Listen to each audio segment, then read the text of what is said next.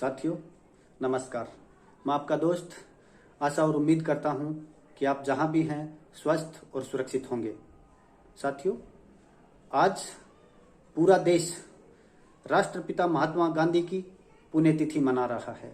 मैं नमन करता हूं राष्ट्रपिता महात्मा गांधी को उनकी 74वीं पुण्यतिथि पे। दोस्तों, राष्ट्रपिता महात्मा गांधी का सपना था कि आजाद भारत में स्वच्छ और स्वस्थ भारत हो, आजाद भारत आत्मनिर्भर बने और आजाद भारत में सबका विकास हो। दोस्तों, आज हमें खुशी इस बात की है कि राष्ट्रपिता महात्मा गांधी की 74वीं पुण्यतिथि पर हम ये कह सकते हैं कि महात्मा गांधी के सपने पूरे हो रहे हैं। दोस्तों, भारत की वर्तमान सरकार में प्रधानमंत्री नरेंद्र मोदी जी द्वारा देश में स्वच्छता का एक बहुत बड़ा अभियान चलाया गया है। इसी के साथ स्वास्थ्य के क्षेत्र में भारत ने नए आयाम स्थापित किए हैं एवं आत्मनिर्भर भारत के लिए बहुत सारे अभियान चलाए गए हैं। आने वाले कुछ वर्षों में भारत आत्मनिर्भरता की ओर बहुत सारे नए कदम बढ़ाने जा रहा है। दोस्तों, आज इस देश में कुछ संवैधानिक पदों पे रहे हुए लोगों द्वारा इस देश की छवि को धूमिल करने का काम किया जा रहा है। मैं बात कर रहा हूं उपराष्ट्रपति हामिद अंसारी साहब की, जिन्होंने हाल ही में एक बयान दिया है कि इस देश में एक समाज विशेष के प्रति असहिष्णुता की भावना बढ़ रही है। इस देश में अराजकता फैल रही है। इस देश के लोग सुरक्षित महसूस नहीं कर रहे हैं। प्यारे दोस्तों, जिस भारत देश ने हामिद अंसारी साहब को इतने महान पद पे विराजमान किया, आज उनके इस बयान ने इस देश की विश्व पटल पर छवि को धूमिल किया है। प्यारे साथियों,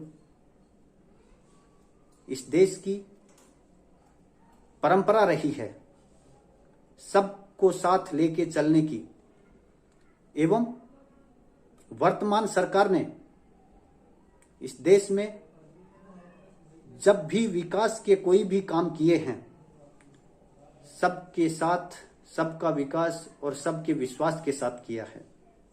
साथियों, आज महत्वपूर्ण राज्यों में चुनाव हो रहे हैं। इन चुनावों के दौरान समाज के कुछ मसीहा कहे जाने वाले लोगों के द्वारा अपने समाज के भोले भाले लोगों को भ्रमित किया जा रहा है। आज मैं आपको बात बताता हूं उत्तर प्रदेश के तोकीर रजा साहब की, जिन्होंने अपने समाज के नवयुवकों के लिए कहा है कि अगर उनके समाज के युवक उनके कंट्रोल से बाहर हो गए तो इस देश में लोगों को छिपने के लिए जगह नहीं मिलेगी। और आज उनके बेटे की बहू ने भारतीय जनता पार्टी का दामन थाम के इस बात को साबित कर दिया है कि अगर उत्तर प्रदेश की बहू और बेटी कहीं सुरक्षित है तो वो भारतीय जनता पार्टी के शासन में। इससे कुछ दिन पहले समाजवादी के चेहरे रहे अखिलेश यादव के भाई की पत्नी ने भारतीय जनता पार्टी का दामन थाम के इस पे मोहर लगा दी है कि भारतीय जनता पार्टी ने सबका साथ और सबका विकास किया है। साथियों, आज मैं बात करता हूं मुनव्वर राणा जी के द्वारा कहे गए 2 दिन पहले की कुछ बातें, जिसमें उन्होंने ये कहा है कि अगर योगी आदित्यनाथ की सरकार बनती है तो उनको उत्तर प्रदेश से पलायन करना होगा। मेरे प्यारे दोस्तों, ये और कुछ नहीं, केवल आपको भ्रमित करने का एक प्रयास है। आपको केवल बहकाया जा रहा है। मैं मुनव्वर राणा जी से ये बात पूछना चाहता हूं कि भारतीय जनता पार्टी का शासन तो 2017 में आया है।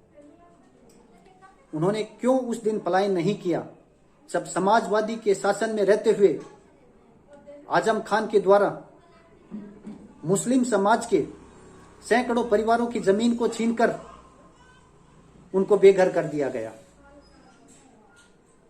मेरे मुस्लिम समाज के साथियों से एक विनम्र निवेदन करना चाहता हूं कि ये लोग आपको आपके विकास की धारा को आगे बढ़ने से रोक रहे हैं। प्यारे साथियों, पिछले 70 सालों से भारतीय जनता पार्टी का शासन नहीं था, लेकिन मुस्लिम समाज को इन पिछली सरकारों ने क्या दिया, मैं आपको इतना थोड़ा सा बता देता हूं कि आज मुस्लिम समाज में 43% लोग साक्षर नहीं हैं। अगर बात करूं मैं ग्रेजुएट लोगों की, तो 2.80% लोग ही ग्रेजुएट हैं। मैं बात कर रहा हूं सत्सर कमेटी के एक निर्णय की, जिसमें उन्होंने बताया है जब मनमोहन सिंह जी की सरकार थी 2005 में, सत्सर कमेटी की रिपोर्ट 2006 में जब आई तो उसमें यह बताया गया कि 2.5% लोगों को केवल सरकारी नौकरी में भागीदारी दी गई है। दोस्तों, ये बातें सब भारतीय जनता पार्टी के शासन से पहले की बता रहा हूं। आप चाहे शिक्षा के क्षेत्र में देखिए, सरकारी नौकरियों के क्षेत्र में देखिए, केवल मुस्लिम समाज का अगर कुछ हुआ है तो वो शोषण हुआ है। इनको विकास की धारा से दूर रखने का प्रयास हुआ है।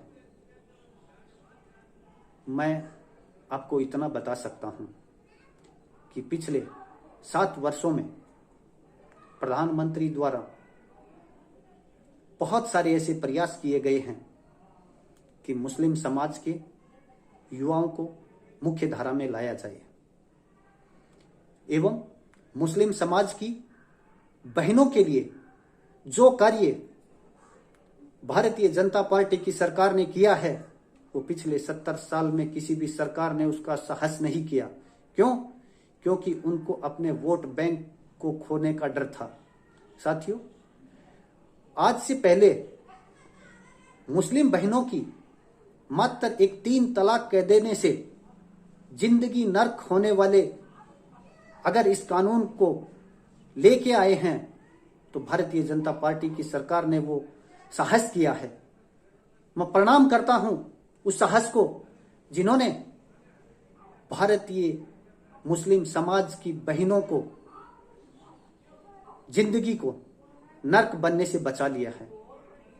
साथियों, मुनव्वर राणा जी का आज ये कहना कि उनको पलायन करना पड़ेगा, ये केवल एक सोची समझी चाल है।